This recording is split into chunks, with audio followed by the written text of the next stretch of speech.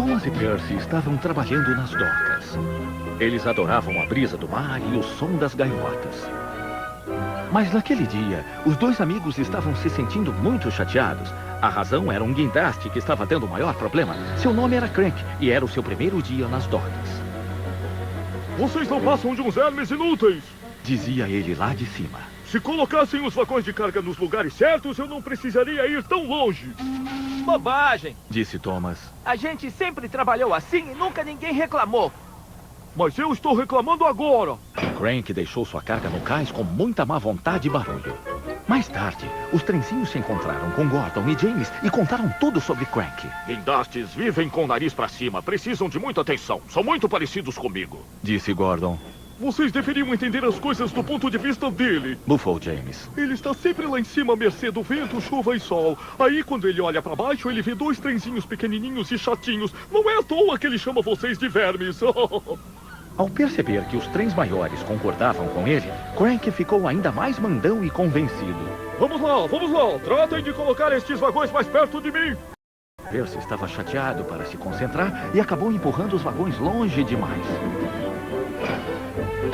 Pobre Percy. Aí foi a vez de Crank pregar uma peça em Thomas. Coloque os vagões nos trilhos de fora. Assim fica mais fácil para eu carregá-los. E foi o que Thomas fez.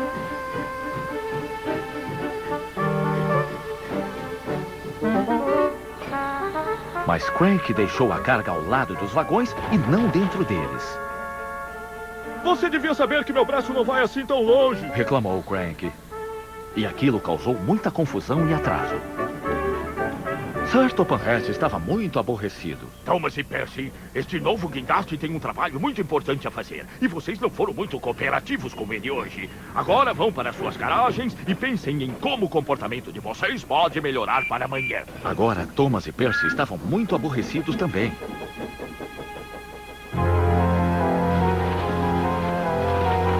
Naquela noite, uma forte tempestade castigou a ilha.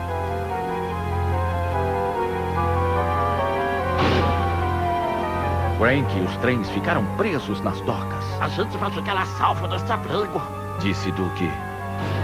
Mas ele estava enganado. Os trenzinhos não poderiam imaginar que eles estavam para ser colocados em grande perigo por um velho barco. E ele ficou fora de controle e foi bem na direção do abrigo onde estavam os trens.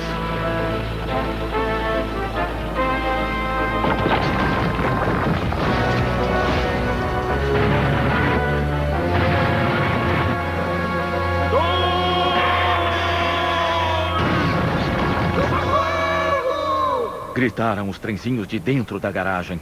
Não dá! Gritou Crank pateticamente. Quando a tempestade acabou, Sir Topanhat foi inspecionar o estrago. Thomas e Percy vão ajudá-lo, disse ele para Crank. E então vai poder ajudar os outros trens. Oh, por favor, depressa! Gritou Crank. E diga a eles que eu sinto muito ter tratado os dois tão mal. Então foi você, murmurou Sir Topanhat. Eu devo uma desculpa aos dois trenzinhos. Thomas e Percy logo vieram para ajudar. E não demorou muito para que Crank estivesse em pé novamente e pronto para arrumar os destroços.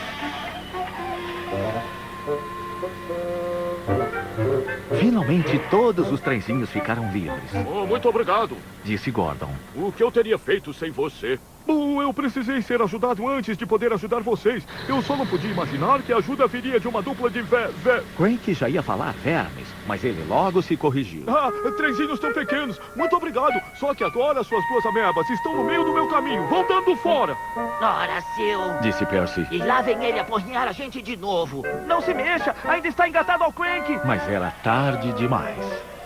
Crank ainda olha para os dois trenzinhos com desdém, mas desde aquela noite de tempestade, ele nunca mais chamou os dois de vermes ou amebas, porque ele sabe muito bem que eles podem querer se vingar.